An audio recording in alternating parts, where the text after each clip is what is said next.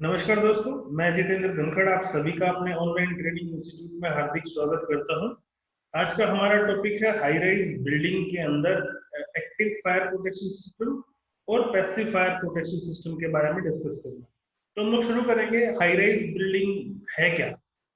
High rise building अगर आप देखें तो एनबीसी नेशनल बिल्डिंग कोड के तहत जो भी बिल्डिंग दिल्ली एनसीआर के अंदर 15 मीटर के ऊपर की हाइट को जाती है वो एक हाई राइज बिल्डिंग के अंदर काउंट की जाती है।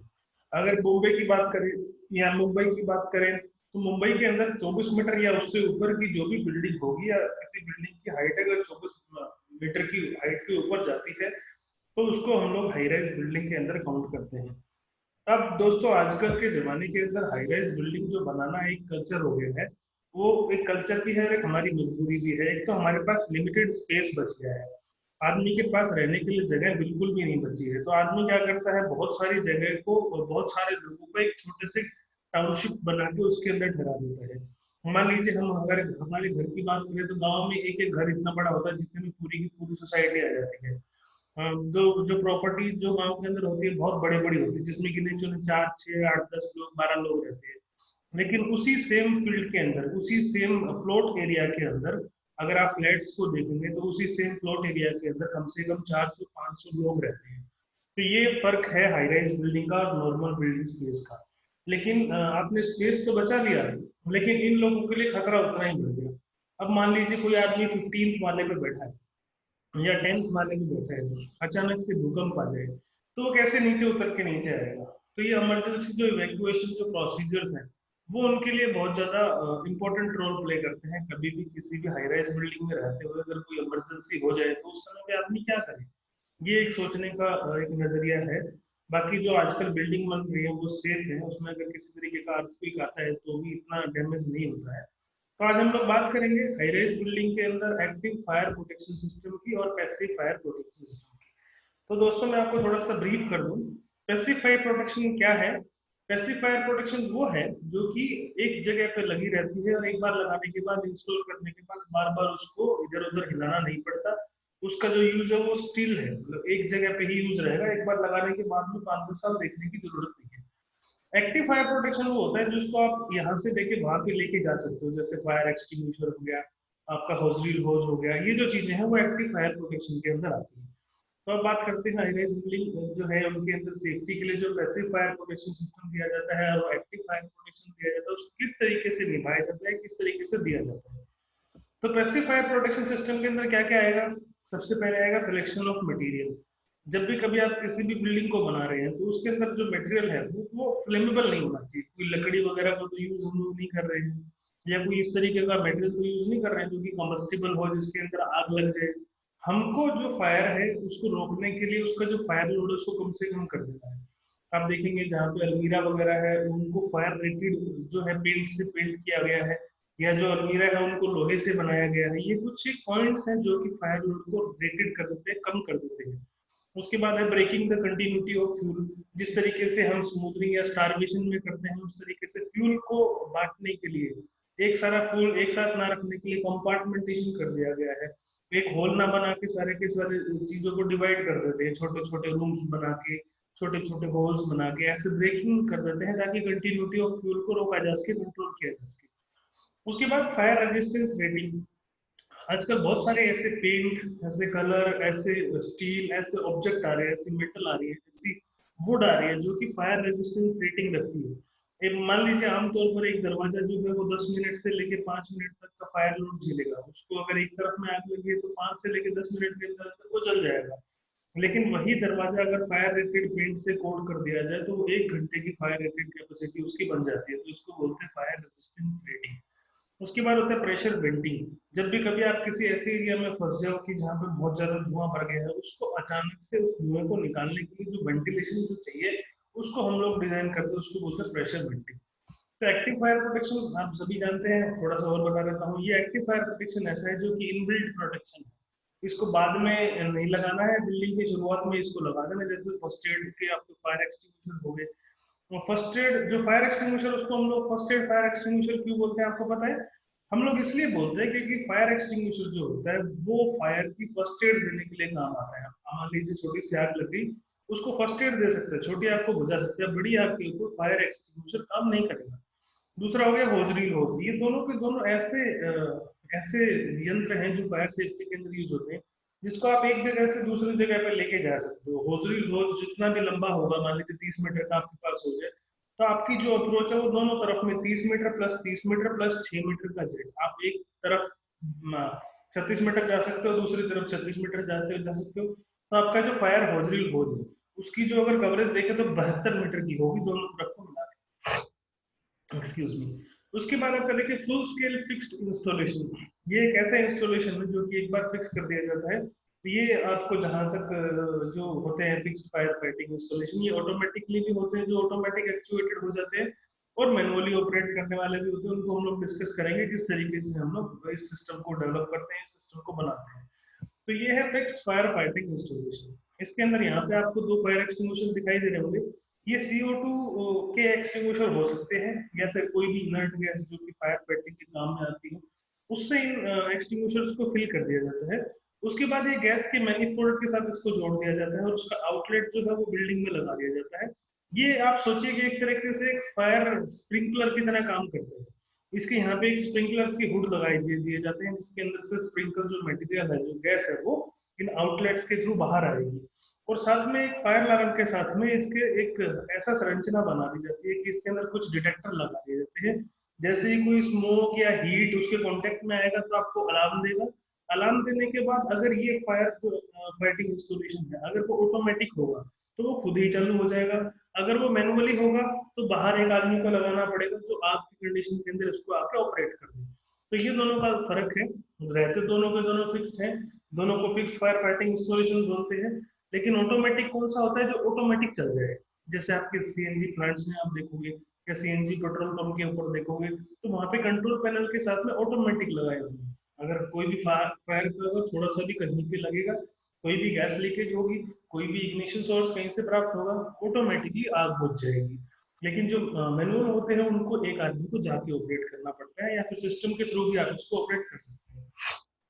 तो यही दोनों का बेसिक फर्क है, कैसे मैनुअल काम करता है, कैसे ऑटोमेटिक काम करता है। आई होप कि आपको समझ में आ गया हो ये चीजें।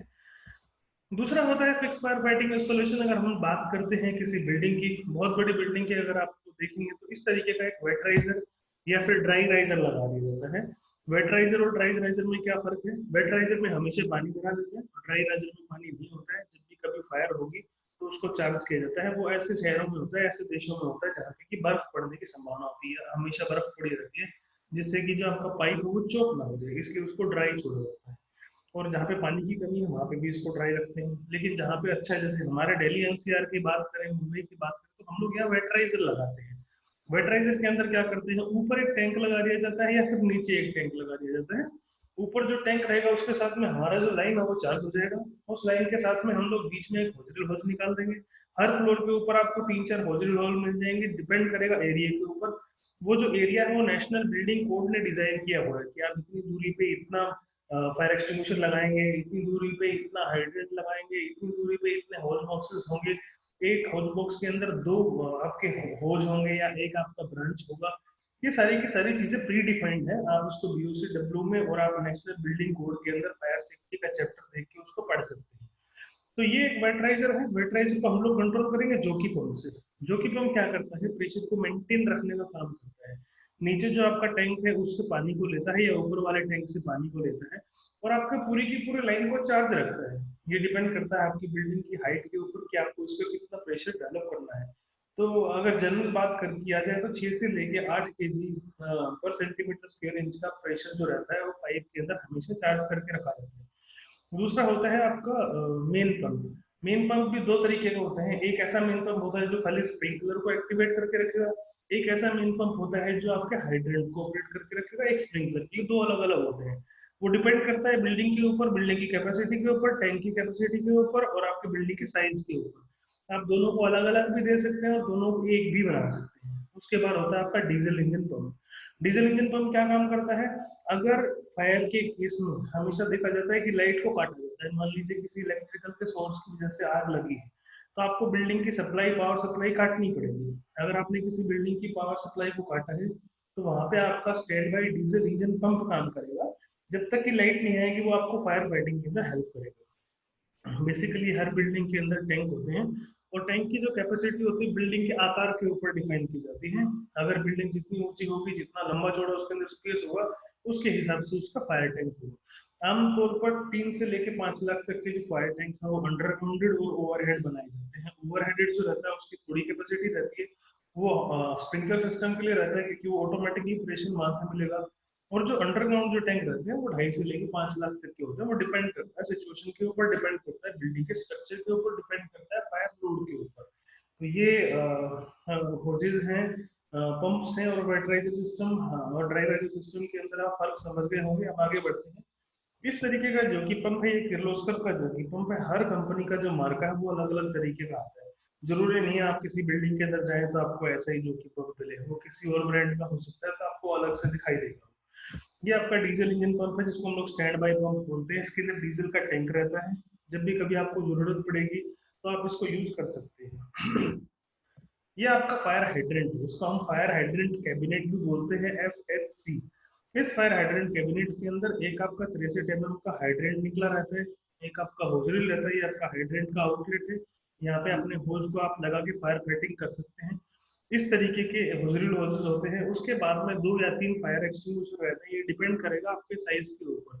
जितना बड़ा आपको फायर हाइड्रेंट कैबिनेट है उसके ऊपर डिपेंड करेगा उसका स्ट्रेंथ और उसके कितना आपको उसके अंदर आइटम मिलेगा। इसके अंदर बेसिकली होज आपको, डिलीवरी होज वो आपको मिलना चाहिए, आपको नोजल मिलनी चाहिए, आपका होजरी होज होना चाहिए, आपको फायर एक्सटिंग्विशर होना चाहिए, साथ में इसके अंदर फायरमैन एक्स भी होना चाहिए। अगर फायरमैन एक्स होगा तो कभी इलेक्ट्रिकल की कोई कंडीशन है जहाँ पे आपको आग बुझाना है, उस तरीके से आप आग को बुझा सकते हैं। किसी चीज को आपने तोड़ना है, ब्रेक करना है फायर की लाइन को या आपकी इलेक्ट्रिकल लाइन को, उसको आप काट सकते हैं। अगर आपको सर्विस का काम करना पड़े तो उससे आप कर सकते हैं। तो ये कुछ एक आइटम ऐसे होते हैं जो आपको फायर हाइड्रेंट कैबिनेट के अंदर होने ही होने चाहिए। उसके बाद हम लोग बात करेंगे स्प्रिंकलर सिस्टम की। जब भी कभी आपका फायर फिक्स फायर फाइटिंग की बात करते हैं तो ऑटोमेटिक स्प्रिंकलर सिस्टम बहुत बड़ा रोल प्ले करता है उसके अंदर। इसमें क्या होता है, ये जो स्प्रिंकलर सिस्टम है उसको आपके जो पाइप्स आ रहे हैं, जो पाइप आपके मेन पंप से बाहर आ रहे हैं, उन पाइप्स के साथ में एक 3 इंची के पाइप है, छोटे छोटे आउट लेके 1.25 इंची के उसको डाल दिया जाता है। और उसको एक रूम के अंदर या एक हॉल के अंदर प्रॉपर डिस्टेंस पे लगाया जाता है। मान लीजिए अगर किसी एरिया की बात हो, किसी होटल के कमरे की बात हो जो कि 8 बाई 10 का एक रूम है, तो उसके अंदर आपको 3 से लेके 4 फायर स्प्रिंकलर मिलेंगे। ये स्प्रिंकलर क्या करेंगे, किस तरीके से काम करेंगे, एक बार स्प्रिंकलर जो है वो सेंस भी करेगा आपका, आपका फायर फाइटिंग भी करेगा, अलार्म भी देगा और फायर को कंट्रोल भी कर लेगा और आग भी बुझा देगा। इस तरीके से जो है fire extinguisher, fire sprinkler system को डिजाइन किया जाता है ताकि वो ऑटोमेटिकली सारा का सारा काम कर ले। अगर मेरे भाषा में समझो तो आपको मैं बता दूंगा कि ये जो फायर स्प्रिंकलर जो है फायरमैन की तरह काम करता है। इनको कोई प्रोटेक्टिव क्लोथिंग नहीं चाहिए, कोई BA सेट नहीं चाहिए सांस लेने के लिए, कोई स्पेशल कपड़े डिजाइन नहीं चाहिए, इसको कोई ट्रेनिंग का रिक्वायरमेंट नहीं है, कोई फिजिकल एग्जामिनेशन नहीं करवाना, कोई लाइफ ऑपरेटर सेट नहीं चाहिए, कोई फायर स्टेशन नहीं चाहिए, ना ही कोई सैलरी चाहिए। और जितने भी आपके स्प्रिंकलर हैं एक बार लगाने के बाद 24 घंटे साल के 365 दिन पूरा का पूरा नॉन स्टॉप काम करेंगे जब तक कि वो डैमेज ना हो जाए। ये हमारी गलतियों की वजह से डैमेज हो जाते हैं, कई बार फायर लगने पे भी ये फट जाते हैं ऑटोमेटिकली, तो उसके बाद हमको ये रिप्लेस करने पड़ते हैं। तो एक इस तरीके का फायर एक्सटिंग्विशर है, एक इस तरीके का फायर फाइटर है जिसको कोई सैलरी की जरूरत नहीं है। एक बार लगा दीजिए, उसके बाद आराम से काम कीजिए, अपना आराम से सब कुछ देखेगा ये। इसके फंक्शन क्या क्या होंगे, जो भी ऑटोमेटिक स्प्रिंकलर सिस्टम है वो डिजाइन होते हैं, इंस्टॉल किए जाते हैं, मेंटेन करने पड़ते हैं। इनके 4 बेसिक फंक्शन काम करते हैं। सबसे पहला होता है डिटेक्शन ऑफ फायर। फायर को डिटेक्ट करेगा, जैसे ही आपका आग लगेगी, आग लगने के केस में जो जो बल्ब है स्प्रिंकलर के अंदर, जो बल्ब रहता है वो फटेगा, फटते ही आपके अलार्म को पहला चलेगा, आपको इंडिकेशन मिलेगी कि हाँ कहीं ना कहीं फायर हो गई है। आपका जो कंट्रोल पैनल है उसके अंदर आप देख के आग के सीन पे पहुंच सकते हो और फायर फाइटिंग में हेल्प कर सकते हो। तो ये कंट्रोल करेगा, फायर को बढ़ने नहीं देगा, क्योंकि जैसे जैसे आग बढ़ेगी तो ये जो होते हैं डिजाइन होते हैं टेम्परेचर के ऊपर, जैसे ही 68 डिग्री या 60 डिग्री में इनको टेम्परेचर मिलेगा तो फट जाता है। ये हर तरीके की, हर इंडस्ट्री के हिसाब से अलग अलग स्प्रिंकलर आते हैं, उनके बारे में हम वीडियो करेंगे तो आपको पता लग जाएगा।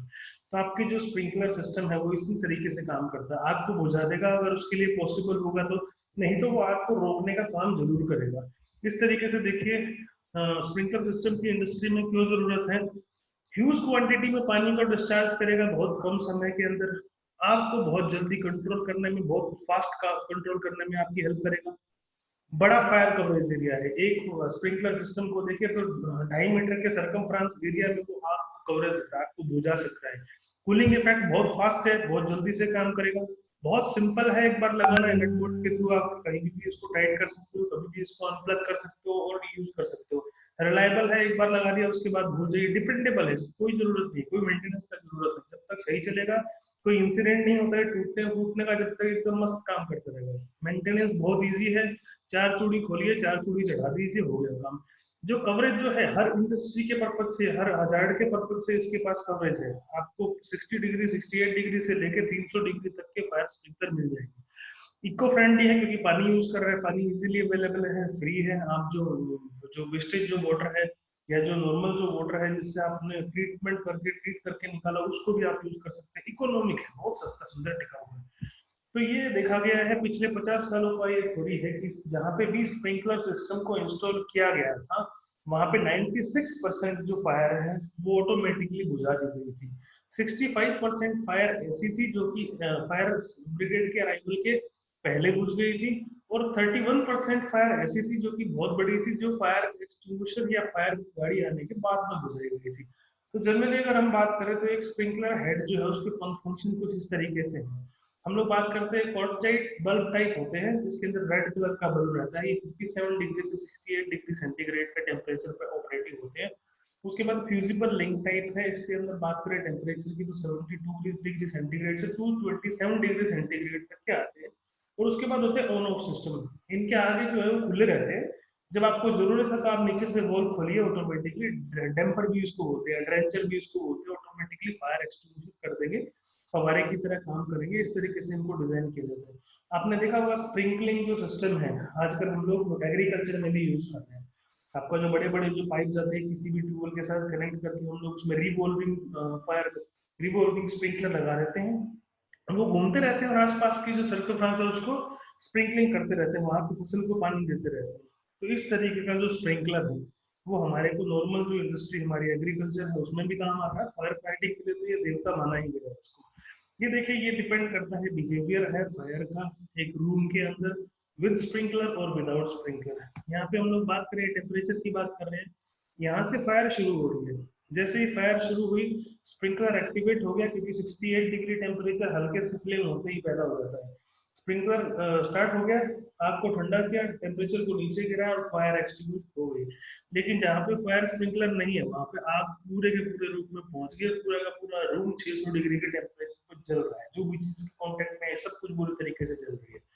उसके बाद ये कुछ एक्सीडेंट्स हैं जो कि केस स्टडीज हैं। गोपाला टावर है, दिल्ली फायर एक हुआ था इसके अंदर 1983 में जिसके अंदर एक जान गई थी।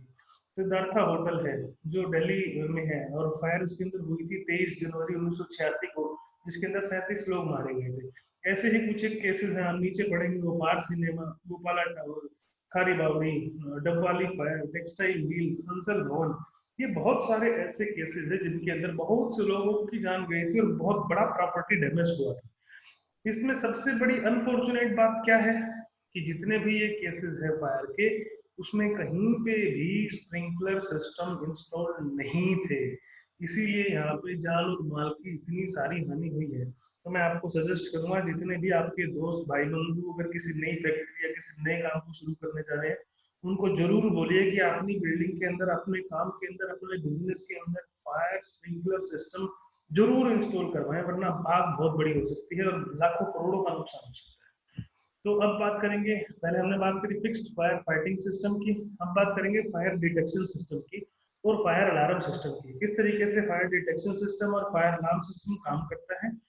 फायर डिटेक्शन सिस्टम और अलार्म सिस्टम के अंदर कुछ इनिशिएटिंग डिवाइसेस होते हैं, जैसे डिटेक्टर हो गया, फ्लो स्विचेस हो गए। ये किसी भी मूवमेंट को बताते हैं।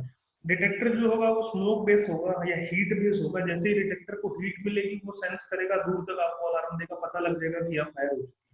फ्लो स्विचेस जो होंगे वो क्या करेंगे, किसी भी पाइपलाइन के अंदर फ्लो स्विचेस लगाए जाते हैं। अगर कोई एक्सीडेंटली कहीं पाइप लीक हो गया या एक्सीडेंटली किसी ने पाइप खोल के छोड़ दिया, उसको ओपन करके छोड़ दिया, तो फ्लो स्विच आपको एक अलार्म देगा कि ये जो पाइप है ये फलां लोकेशन से खुल गया है, जाके इसको देख लीजिए। उसके बाद कुछ इंडिकेटिंग डिवाइसेस हैं, जैसे हूटर हो गया, इलेक्ट्रिक बेल हो गया, स्पीकर्स हो गए, लैंप्स हो गए, फ्लैशर हो गए। तो फ्लैशर जो होते हैं या जिस तरीके के जो हूटर और वो होते हैं क्यों लगाए जाते हैं? फ्लैशर इसलिए लगाया जाता है, फ्लैशर क्या करता है, चमक भी मारता है, आवाज भी देता है। चमक भी मारता है, आवाज भी देता है। चमक क्या करेगी, जो आदमी सुन नहीं सकता उसके लिए चमक काम करेगी, उसको दिखाई देगा कि कुछ जल रहा है, कुछ बंद हो रहा है। और जो आवाज जो होगी वो अंधे आदमी को सुनाई दे जाएगी कि हाँ कुछ गड़बड़ है वहां पर। इसीलिए कुछ हुटर्स और कुछ फ्लैशर इस तरीके से इंडिकेटिंग डिवाइसेस लगाए जाते हैं, जहां पे आदमी को ये पता लग जाता है कि हमें इमरजेंसी सिचुएशन में क्या करना है। सॉरी। कंट्रोल पैनल, दो तरीके के कंट्रोल पैनल होते हैं। एक होता है कन्वेंशनल, जो बहुत पुराने डिजाइन थे, आज भी अवेलेबल हैं, छोटी छोटी बिल्डिंग्स में आप देखेंगे आपको मिल जाएंगे। दूसरा होता है माइक्रो प्रोसेस्ड, ये होता है ऑटोमेटिक सिस्टम होता है। इसके अंदर आपको डिटेक्टर के अंदर आप नंबरिंग कर देते हो, उसके अंदर एक सीरीज बन जाती है। उस सीरीज जो होती है वो आपको अलार्म बताएगी। मान लीजिए मैं एक घर के अंदर बैठा हूँ, उसके अंदर 6 लोकेशन है। एक को लोकेशन डाल दिया मैंने वॉशरूम, एक को डाल दिया मैंने किचन, एक को डाल दिया बेडरूम, एक को डाल दिया रसोई घर या कुछ भी आप डाल सकते हैं, अलग अलग आपने लोकेशन डाल दी। अगर आपका जो सिस्टम है वो माइक्रो प्रोसेस्ड है तो आपको बता देगा कौन से पर्टिकुलर लोकेशन में आग है। लेकिन कन्वेंशनल के साथ में ऐसा नहीं होता है।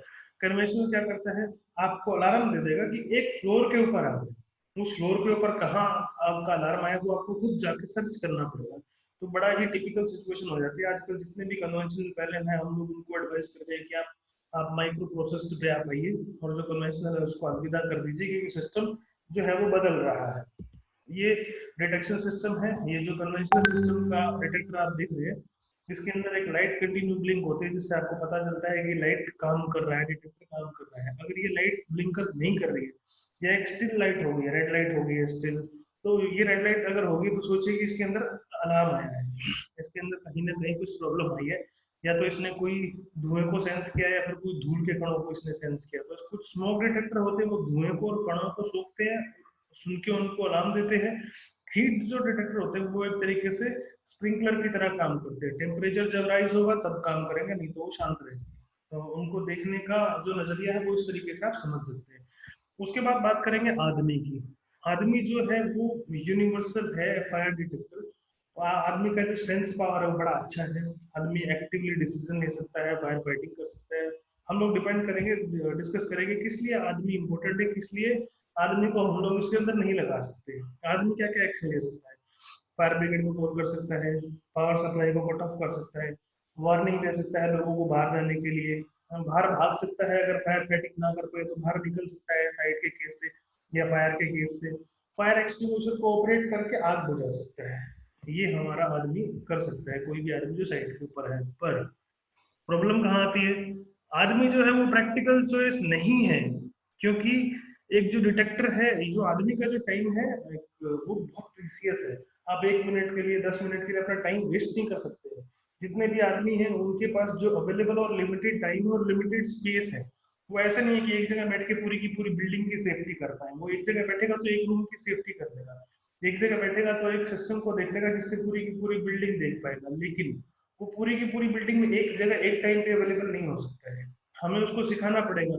कोई भी आपका आदमी है, आपका फायरमैन जो होता है वो ट्रेंड फायरमैन होता है। कोई भी जो नॉर्मल आदमी है उसको हम लोग एक फायरमैन बना के या फायर वॉचर बना के नहीं रख सकते हैं। तो हम लोग बहुत सेंसिटिव है। मान लीजिए कहीं धुआं आया, धूल आई, तुम्हारे नाक में जाएगा, हम लोगों को टेंशन होगा, हम लोगों को परेशानी होगी, हम लोग वहां से भागेंगे, हम लोग वहां से निकलेंगे, हम लोग प्रिकॉशन लेंगे बाहर निकलने के, सेफली निकलने के। कोई हीट जो है, कोई डस्ट जो है, हम लोग डायरेक्ट उसके कॉन्टेक्ट में ही नहीं रह सकते। तो इसीलिए हम लोग हमारा जो रोल है वो डिटेक्टर को दे देते हैं और वो फायर स्प्रिंकलर को देते हैं। और ये जो दोनों के दोनों काम करते हैं, ये एकदम मस्त काम करते हैं। कहीं पे भी बिल्डिंग के अंदर फायर हो उसका आपको बताएंगे, अलार्म देंगे, आग बुझाने की कोशिश करेंगे, सब कुछ इंसान की तरह करेंगे। डिटेक्टर का क्या रोल है, डिटेक्टर फायर को डिटेक्ट करेगा इनिशियल स्टेज में ही। जैसे यार अपने इनिशियल स्टेज में होगी, जैसे कल हमने बात करी थी कि जो आग के कुछ चरण होते हैं, इनिशियल स्टेज, स्मोल्डरिंग स्टेज, और ये सारे के सारे जो स्टेजेस हैं, उस तरीके से इनिशियल जो स्टेज होगी जहाँ पे आग की बर्निंग कंडीशन चल रही है, वहां पे आपको पता लग जाएगा। आपको सिग्नल देगा, कंट्रोल पैनल के अंदर सिग्नल आएगा, आपके जोनल पैनल को पता लगेगा और आप बाहर निकल के देख सकते हैं कहाँ पे फायर है। आपको जो मैनुअल है और ऑटोमेटिक जो ऑपरेशन है फायर फाइटिंग इंस्टॉलेशन के, वो आपको पता लग जाएंगे कहाँ पे फायर आपको किस तरीके से कैसे डील करना है। आपको कंट्रोल करने में, फायर को बुझाने में हेल्प भी करेगा। आपका जो सेफ्टी है लाइफ की और प्रॉपर्टी को, उसको सेफ रखेगा, क्योंकि आपको इनिशियल स्टेज में ही पता लग जाएगा। हमने कल बात करी थी कि पानी जो है या जो आग है उसको हम लोग समय रहते अगर कंट्रोल कर पाए तो वो बेस्ट तरीका है। अगर जो टाइम रहते हमने अगर फायर के ऊपर कंट्रोल नहीं किया तो वो बहुत बड़ी हो जाती है। उसके लिए आप जो हमारी फायर सेफ्टी की दूसरी वीडियोस को देखेंगे तो आपको अच्छे से समझ में आएगा। तो ये हमारा सीवियरिटी है, ये हमारा इग्निशन सोर्स है, ये हमारा डिटेक्टर है। डिटेक्टर कहाँ पे रिएक्ट करना चाहिए? बिल्कुल इनिशिएट स्टेज पे, इनिशियल स्टेज पे उसको रिएक्ट कर देना चाहिए, ताकि जो उसकी ग्रोथ है वो पीक पे यहाँ पे आ जाएगी। अगर फायर अपने कोई डिटेक्टर नहीं हुआ या कोई स्प्रिंकलर नहीं हुआ तो एकदम पीक पे जाने के बाद जब सब कुछ जला देगी तो धीरे धीरे धीरे धीरे ऑटोमेटिकली बंद हो जाएगी। ये है एक लाइफ है फायर की। जब फायर कोई भी इग्निशन शॉट्स के अंदर आती है, कोई भी फ्यूल जो उसके कांटेक्ट में जल रहा होता है वो क्या करेगा, एकदम से जलता रहेगा जलता रहेगा जलता रहेगा, जब वो खत्म हो जाएगा तो ऑटोमेटिकली बंद हो जाएगा। जब तक उसको नया माल नहीं मिलेगा, नई जलने की चीज नहीं मिलेगी तो वो नहीं जलेगी, बुझ जाएगी ऑटोमेटिकली। तो अगर डिटेक्टर जो रहेगा, स्प्रिंकलर जो रहेगा, हमारे बीच में ही रिएक्ट करेगा। वो बोलेगा, वो समझा देगा आपको कि फायर हुई है, वहां पे जाके फायर फाइटिंग कर दीजिए। स्प्रिंकलर जो है वो ऑटोमेटिक ब्लास्ट होकर काम करना शुरू कर देगा, पानी की स्प्रिंकलिंग कर देगा, पूरी की पूरी आग को बुझाने की क्षमता रखते हैं फायर स्प्रिंकलर सिस्टम। तो बहुत इंपॉर्टेंट रोल प्ले करता है। अपने सभी दोस्तों को, सभी इंडस्ट्रीज को बोलिए कि वहां पर जाके अपना फायर सेफ्टी के अंदर स्प्रिंकलर जरूर इंस्टॉल करें। ये हमारा टॉकबैक सिस्टम है, इसको पब्लिक एड्रेस सिस्टम भी हम लोग बोलते हैं। टॉकबैक सिस्टम क्या करता है, जैसे आप इस बटन को पुश करेंगे तो इस बटन को पुश करते ही अलार्म कंट्रोल पैनल के अंदर एक अलार्म जाएगा। वहां पे जो आदमी बैठा होगा वो उसको देख के समझेगा कि हाँ कोई ना कोई इमरजेंसी है, इसीलिए टॉकबैक सिस्टम लगाया जाता है। पब्लिक एड्रेस सिस्टम क्या होता है, यहाँ से आप पब्लिक को एड्रेस करते हो। जैसे मैं आपको संबोधित कर रहा हूँ उस तरीके से कोई भी आदमी जो फायर अलार्म रूम के अंदर बैठा है, वो इस बटन को दबाने के बाद में अपनी बात आप तक पहुंचा सकता है, बिल्डिंग के जितने लोग हैं वहां तक पहुंचा सकता है। मान लीजिए कहीं पे आग लग गई तो प्री रिकॉर्डेड मैसेज होते हैं, जैसे कि यहाँ पे आग लग गई है, आप लोग अपने बाहर निकल जाइए। या आपके वहां पे फायरमैन है तो फायरमैन अलार्म को देखेगा, जोन देखेगा कौन सी जोन है। जैसे मान लीजिए ये बहुत सारी जोन है, इन जोन में जिस जोन के अंदर फायर रहेगी उस जोन के अंदर वो जैक डाल के अपनी बात पहुंचा सकता है कि जी 6th फ्लोर के ऊपर आग लग गई है, आप सभी जल्दी से जल्दी 6th फ्लोर को खाली कर दीजिए। ये इस तरीके का आपको जो एड्रेस है आपको करेगा फायरमैन कोई भी, या कोई फायर ऑफिसर जो आपकी बिल्डिंग के अंदर है, या कोई भी रिसेप्शनिस्ट है, कोई भी वहां पे जो बैठता है फायर कंट्रोल रूम के अंदर, वो आपको अलार्म देगा। ये जो अलार्म है प्री रिकॉर्डेड भी हो सकते हैं ताकि पब्लिक पैनिक ना करे, और ये आप खुद भी कर सकते हैं। अगर मामला गंभीर हो गया है, आपको बहुत ज्यादा फायर एकदम से दिखाई दे रही, तो आप ऑटोमेटिकली लोगों को बता सकते हैं कि यहाँ पे फायर हो गई, आप तुरंत बिल्डिंग को खाली कीजिए। पब्लिक एड्रेस सिस्टम बहुत इंपॉर्टेंट रोल प्ले करता है कभी भी फायर के केस में, इवैक्यूएशन की हेल्प करता है, लोगों को सुरक्षित बाहर निकालने में बहुत बड़ी हेल्प करता है। यह है मैनुअल कॉल पॉइंट। आपने बहुत सारे मूवीज में देखा होगा, आजकल बहुत सारी मूवीज में ऐसे सीन आते हैं जब भी कोई किसी चोर को भागना होता है या कोई इमरजेंसी क्रिएट करनी होती है या अपनी जान बचानी होती है, तो वो इस बॉक्स को तोड़ देते हैं। इस बॉक्स को तोड़ने के ऊपर क्या होता है, अलार्म सिस्टम एक्टिवेट हो जाता है ऑटोमेटिकली। ये एक शीशे से ऑपरेट होता है, इसके ऊपर एक शीशे का शील्ड लगाया जाता है। उस शीशे के ऊपर यहाँ से एक वो भी रहता है, हैमर भी रहता है छोटा, आप उसको ब्रेक कर सकते हैं हैमर की सहायता से, वरना आप इसको इजीली उंगली से प्रेस करेंगे तो भी ये टूट जाता है। जैसे ये टूटेगा, ये जो पुश बटन है ये बाहर आएगा, पुश बटन बाहर आते अलार्म पैनल के अंदर अलार्म देना शुरू कर देगा, जितने भी उस एरिया के अंदर लोग होंगे उनको सबको बाहर निकलने के लिए बुलाया जाएगा। तो मैनुअल कॉल पॉइंट जो है वो बड़ा अच्छे से काम करता है। ये एक तरीके का अलार्म सिस्टम है जिसको आप एक्टिवेट करके लोगों को चेतावनी दे सकते हैं कि बिल्डिंग के अंदर कहीं ना कहीं फायर है, आप निकल जाइए। तो ये कुछ इंडिकेटिंग डिवाइसेस थे। जैसे हमने बात करी थी जो ऑडियो विजुअल दोनों होते हैं। ऑडियो विजुअल क्यों होते हैं मैंने बात बताई आपको। ऑडियो इसलिए दी जाती है कि कोई आदमी जो देख नहीं पा रहे हैं वो सुन पाएंगे, विजुअल वो होते हैं जो लोग सुन नहीं पा रहे हैं वो देख पाएंगे। तो ऑडियो वीडियो ऑडियो जो विजुअल जो इक्विपमेंट होते हैं वो इस तरीके से काम करते हैं। उसमें हुटर, इलेक्ट्रिकल बेल, स्पीकर्स और लैंप या फ्लैशर्स का काम इसीलिए किया जाता है। कंट्रोल पैनल क्या करेगा, कंट्रोल पैनल के कंप्यूटराइज्ड पैनल है आपका। पहले जो आते थे कन्वेंशनल आते थे, आजकल ऑटोमेटिक आते हैं। ये दोनों के अंदर फर्क समझा दिया। कन्वेंशनल क्या करेगा, कन्वेंशनल अगर कोई फायर आ गई तो आपको रूम बता देगा कि इस एरिया में फायर हो गई है, जाके रूम आप खुद ढूंढ लो। लेकिन एड्रेसेबल जो सिस्टम होता है वो क्या करेगा, आपको पर्टिकुलर लोकेशन देगा कि किचन के अंदर फायर है, ये रूम नंबर 6 के अंदर फायर है, रूम नंबर 10 के अंदर फायर है, वो आपको पता लग जाएगा। तो इस तरीके से काम करते हैं पैनल सिस्टम, आपको एग्जैक्ट लोकेशन बताएंगे जिससे कि आप फायर जाके वहां पे एक्सटिंग्विश कर सकते हो। आप अलार्म दे सकते हो, आप प्री रिकॉर्डेड मैसेज बजा सकते हो, आप फायर के जो पंप्स है उनको चालू कर सकते हो, आपका जितने भी एयर कंडीशनर सिस्टम है उसको आप बंद कर सकते हो, क्योंकि जो एयर अगर आपको प्रॉपर मिलती रहेगी तो आपकी आग लगातार बढ़ती जाएगी। आपके जो डैम्पर्स हैं जिनको फायर फाइटिंग के लिए यूज करते हैं उनको बंद कर सकते हो आप लोगों को मैसेज दे सकते हो, कम्युनिकेट कर सकते हो कि फायर जो अंडर कंट्रोल हो गई है या फायर अभी अंडर कंट्रोल से बाहर है। दोनों के दोनों देके आप पब्लिक को एड्रेस करके उनको इजीली बाहर निकलने में उनकी हेल्प कर सकते हैं।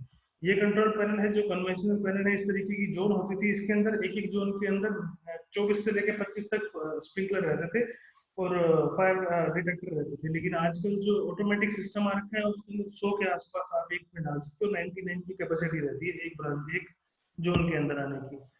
अगर फायर के अंदर आप हो या किसी बिल्डिंग के अंदर आप काम कर रहे हो और वहां पे आग लग जाए तो आप क्या करेंगे? हम लोग इमीडिएटली अपने जो सुपरवाइजर है उसको कांटेक्ट करेंगे या जो इमरजेंसी जो नंबर हमें दिया गया है उस पर कॉल करेंगे। अगर नहीं कर पा रहे हैं तो जो भी हमारे आसपास का जो एमसीपी है उसको हम लोग ब्रेक करेंगे, इन्फॉर्म करेंगे सिक्योरिटी को, और हमारे जो फायर ऑफिसर है उनको हम इन्फॉर्म करेंगे कि यहाँ फायर हुई है, यहाँ की फायर फाइटिंग कीजिए। जब भी कभी उनको कॉल करेंगे तो सबसे पहले अपना नाम देंगे और अपना डिपार्टमेंट का नाम बताएंगे कि मैं सेफ्टी से बोल रहा हूँ या मैं फायर से बोल रहा हूँ। उनको अपने एग्जैक्ट लोकेशन बताएंगे, फायर कहाँ पे लगी है और क्या मटेरियल जल रहा है। मान लीजिए कोई चेयर में आग है, किसी पर्दे के अंदर आग है, कोई सिलेंडर के अंदर आग लगी है। ये एक्चुअल डिटेल आपको देनी होती है जब भी आप किसी फायर की इन्फॉर्मेशन देते हो।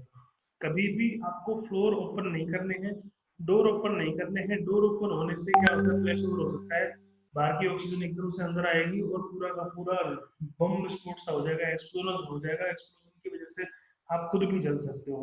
तो जितने भी आपको जो आने जाने के जो रास्ते हैं वो आपने यूज करने हैं, उसके अंदर आप स्टेयरकेस यूज कर सकते हैं, आप लिफ्ट कभी भी यूज नहीं करेंगे। अगर आपको फायर कंट्रोल करना आता है, फायर बुझानी आती है, आग से लड़ना आता है, तो आप आग से लड़ने की कोशिश करेंगे, अपने कलीग्स की हेल्प करेंगे वहां पे। और जब तक वहां पे रहेंगे जब तक कि फायर फाइटिंग की टीम ना पहुंचे आपकी हेल्प करने के लिए। अगर फायर फाइटिंग की टीम आ जाती है तो आप उनकी फायर फाइटिंग की हेल्प करेंगे, उनको बताएंगे कि यहाँ पे आने जाने के रास्ते हैं, क्योंकि जो नया आदमी आपकी बिल्डिंग के अंदर आता है उसको नहीं पता है कहाँ से कौन सा शॉर्टकट लेके आप सेफ जगह पहुंच सकते हो। ये सब कुछ आपको पता होता है, जो बिल्डिंग के अंदर रह रहा होता है उसको पता होता है। इसका एग्जाम्पल हम लोग इस तरीके से लेंगे, आप अपने घर पे हैं, आपके घर पे आप सबसे अंदर वाले रूम में हैं, अगर कोई आपकी आंखों पर पट्टी बांधे तो आप धीरे धीरे चल के मेन गेट तक आ सकते हो, ये आपका कॉन्फिडेंस है, क्योंकि आप लोग रोज डेली की डेली वहां सेम एक्टिविटी कर रहे हो, डेली की डेली अपने रूम से उठ के बाहर आ रहे हो दरवाजे की तरफ। तो ये चीज बड़ा मायने रखता है। जो आदमी नया आया है उसको नहीं पता, उसको सब चीज देखनी पड़ेंगी, ढूंढनी पड़ेंगी। लेकिन धुआं के केस में सब चीज दिखाई नहीं देती है, सब कुछ पता नहीं लगता है। तो अगर कोई आदमी वहीं का रहेगा तो उसकी हेल्प हो जाएगी फायर फाइटिंग करने के लिए। तो आज की तरफ से मेरे से इतना ही था। आशा करता हूँ आपको ये सेशन पसंद आया होगा।